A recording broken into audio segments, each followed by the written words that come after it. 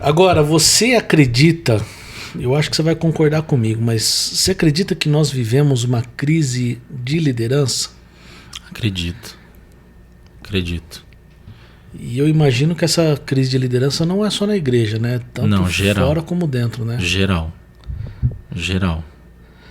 E quando você olha para a cultura atual e para essa crise, o que você acha que mais tem desafiado os líderes cristãos, seja no mercado de trabalho, seja na igreja?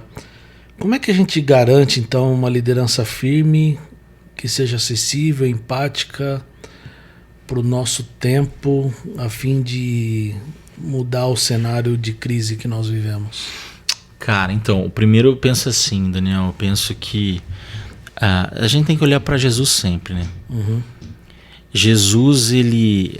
É engraçado que a gente olha para Jesus, o que Jesus tinha para oferecer? Assim, Jesus não tinha um carro do ano, Jesus não tinha uma roupa de marca, Jesus não tinha um iPhone legal, mas as palavras dele eram vida. Uhum.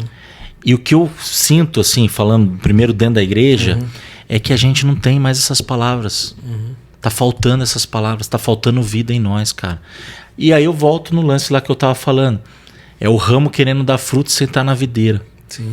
Né? Então, o que falta para nós, cara, é firmeza na palavra, é firmeza na oração. E aí, o que eu tava falando sobre Marta, que eu falei para a igreja, é: se a gente não permanecer, ou seja, primeiro a gente recebe, depois a gente vai produzir, né? Então a gente vai se regozijar em Deus, se alegrar em quem Ele é, naquilo que Ele fez. Eu sempre falo assim, a gente senta no mar, né? A gente senta na areia, lá na cadeirinha, na praia, a gente olha pro mar. Por que a gente gosta de estar num lugar como aquele? Porque, cara, a gente contempla a criação. Sim. A gente contempla a criação, a gente olha o mar, a gente vê ali, né, as montanhas em volta, o verde, aquele mar maravilhoso e tal, toma água de coco e tal, que inclusive é natural, né, coisa boa. Aí você contempla, você está entrando num ciclo de contemplação. Ou então, quem gosta de ir para uma chácara ou gosta de ir para um sítio, né, para o mato que a gente fala, né, para a roça, também vai contemplar ali o bicho, a natureza, o ar puro, a cachoeira. E tudo isso te conecta com aquilo que Deus fez, com a criação. Tudo que Ele fez é bom. Então eu estou recebendo aí. A pessoa talvez não está nem conscientemente percebendo, mas ela está recebendo. Então ali, a partir dali eu descanso. E como vai dizer o salmista, as águas tranquilas, né? Então o que falta para nós, cara, é essa consciência de que eu preciso receber primeiro, para depois produzir, para então depois repartir. Então a gente vê uma anseia, né, essa ansiedade, tanto dos pastores quanto dos líderes do mundo aí fora, em querer fazer, produzir. Vamos gerar resultado, mas a qualquer custo. E eu tô morrendo porque eu não tô conectado na fonte. É igual um celular que tá lá o dia inteiro, mas a bateria tá indo. Aí na hora que acabou e tá desligando que você fica desesperado. Onde que eu vou conectar? Cadê a energia? Cadê? Esqueci o carregador. Cara, a gente é assim, mas se a gente não tiver com a bateria cheia, com o tanque, né? Eu lembro até daquele livro do N. Cordeiro, né? Andando com o tanque vazio, é exatamente isso. A gente não pode, cara, a gente não chega em lugar nenhum. Inclusive o que aconteceu com Elias? Quando ele deitou debaixo do arbusto lá, ele dormiu antes de pedir a morte, daí o anjo foi lá: Elias, levanta e come. Ele comeu e voltou a dormir, que é o sintoma do depressivo. O anjo vai lá de novo: Elias, levanta e come, senão você não vai ter força para continuar a missão. Então quer dizer, isso vale tanto para o físico quanto para o espiritual. Né? Se a gente não orar, se a gente não se alimentar de Jesus, assim como um anjo levou o pão ali e a água para Elias, Jesus é para nós o pão da vida e a água, cara. Então quer dizer, o maná que era no deserto, na Jesus é o próprio maná, o pão vivo que desceu do céu. Então quer dizer, a igreja, cara, ela só é alguém, ela só produz algo ou fruto se ela estiver recebendo antes, cara. Nos faltam mentores? Eu acho que falta também, cara. Falta. Porque mentor já é uma pessoa mais experimentada, né? Rodagem e tudo mais. Falta, cara. Eu acredito que falta, sim. Né? E gente preparada mesmo, de verdade, são poucos, né, cara? Se a gente olhar para o contexto do Brasil, primeiro que São poucos pastores. Sim. Se a gente pegar todo o contexto, somar todas as denominações aí, você vai ver que são poucas as denominações que o cara primeiro faz um curso teológico. Então, quer dizer, já começa aí. Então, quer dizer, na hora que chega lá na ponta, né? Hierárquica, vamos dizer assim, de conhecimento, de bagagem e tal, aí vai diminuindo, né? Vai afunilando. Então, eu sinto que falta, sim, falta mentores, mas ainda, além de faltar mentores, eu acredito que falta também gente intencionada a caminhar com pessoas. Porque também tem a via de mão dupla, né? Às vezes o cara, o mentor olha, vê aquele fulano, sabe que vai dar tanto trabalho, que ele também fala, já que eu não vou conseguir mentorear todo mundo, eu vou pegar os melhorzinhos e vamos seguir com esse, porque pelo menos eu faço alguns e tal, mas eu acredito que falta mentores sim, cara. Legal. Você especificamente, você tem buscado mentores assim que possam te ajudar na caminhada? Sim, eu acho que mais do que mentores, eu creio que a gente pode aprender com todo mundo que tem um coração sincero e autêntico, né? Amigos comuns, cara. Quando eu digo amigos comuns, amigos de ministério mesmo. Não só gente academicamente lá em cima, vamos dizer assim.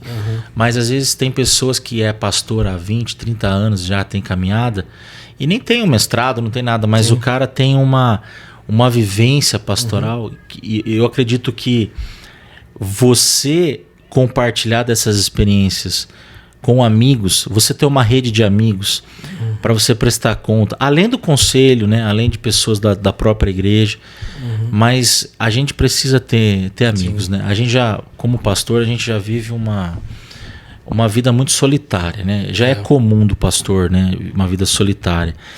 E se a gente também não tiver essa intencionalidade, não, eu preciso fazer amigos, eu vou atrás, eu vou buscar uma rede, eu vou buscar alguém, essa proatividade, entende? De ir. Sim. Porque se eu só ficar esperando, cara, nem sempre alguém vai bater na minha porta, ó, eu quero te ajudar. Não, né? O pastor, ele precisa ter essa proatividade de ir, me ajuda aí, cara, ó, preciso de ajuda, eu tô vendo que você tá fazendo algo legal, o que você tá fazendo? Então o pastor não pode ser aquele cara acomodado, senão a igreja vai ser também. Porque você mencionou Elias, e Elias, depois de uma grande vitória, ele se olhou pro lado, se viu estafado e sozinho. Então, assim, a gente até estava comentando que a solidão de Elias é muito similar a muitos ministérios. Sim.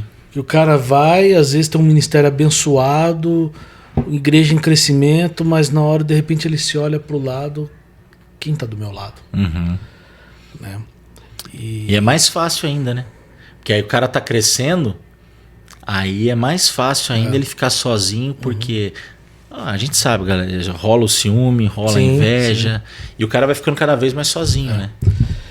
As críticas aumentam. E aí você está falando de os pastores se permitirem a se relacionar e buscar a ter amigos. Né?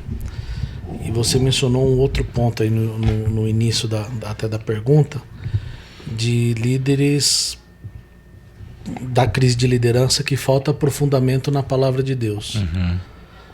A gente precisa de mentores que nos ajudam na caminhada, mas ao mesmo tempo os maiores mentores que nós temos estão na própria fonte. Sim. Que é as escrituras, né? Sim.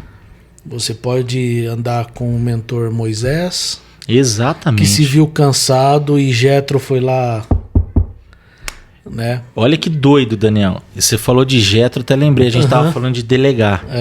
Moisés foi aprender a delegar com o sogro dele. Sim. O cara tava morrendo nas demandas da igreja. Sim. Jetro chegou, ô Moisés, você precisa levantar líder, você precisa delegar, você vai ficar se preocupando aí com coisas pequenas, você foi chamado para fazer coisas maiores. Sim. Então, ó, delega aí, cara, separa e aprende a delegar, senão você vai morrer. Quer dizer, eu falo que isso não é coisa de coach. Você olha para a Bíblia, há quantos mil anos atrás, você já vê um ensinamento de delegar ali. Então, quer dizer, é o que falta para nossa classe, né? Para líderes, pastores, pais, É aprender com a sabedoria bíblica. Às vezes a gente quer ser muito teológico em tudo, Sim. mas a gente esquece do lado sapiencial da Bíblia, sabe? De Provérbios, de Jó. Vai ler Jó também, cara. Você vai ver ali Jó, a história dos reis, como que Salomão agia, né? Davi, né? Você vê ali, Davi é um excelente líder. Você vai ver ali como que ele agia, como ele era firme. E ele tinha os valentes dele. Você vai ver como que ele agia ali com Joabe. Você vai ver como que ele tinha os caras, né, os seus líderes, um em cada posto. Então a coisa funcionava, não era só por causa de Davi. Ele sabia delegar. Davi era um excelente líder. Sim. Então às vezes a gente tira esse olhar e a gente olha o rei Davi, o poeta, né, e tal. Não, mas espera aí. Davi era um excelente líder. Entendeu? Ele errou, como todos, né? Todos nós erramos. Mas a gente tem que também olhar para esse lado mais de sabedoria da Bíblia, né? Aliás, a Bíblia está enriquecida de grandes mentores, né? A gente falou Moisés, Davi é um ótimo mentor. Sim. Tanto para o bem como para o mal. José no Egito, meu Deus. Né? Próprio Salomão, pro bem e pro mal também. Daniel. Paulo, Daniel. Olha, meu Deus. Tem aí belos exemplos. Se faltam líderes à sua volta como referência, sim, a Escritura está cheia delas.